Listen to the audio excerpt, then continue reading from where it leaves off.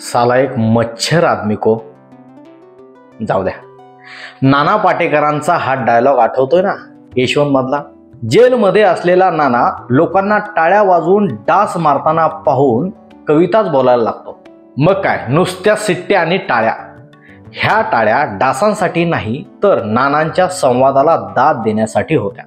असो, तर असा हा रक्तपिपासू, कारस्थानी आणि क्षणात भूमिगत होणाऱ्या चपळ कीटकामुळे आपला जीव धोक्यात येऊ शकतो। पण हा प्राणी एखाद्या माणसाला जास्त चावतो बरं का। या मागचं कारण ऐकून तुम्हीही म्हणाल, आयला हे भन्नाट आहे। याविषयीची अधिक माहिती जाणून घेण्यासाठी भन्नाट महाराष्ट्र या YouTube चॅनेलवर सविस्तर व्हिडिओ बनवलेला आहे, नक्की पहा।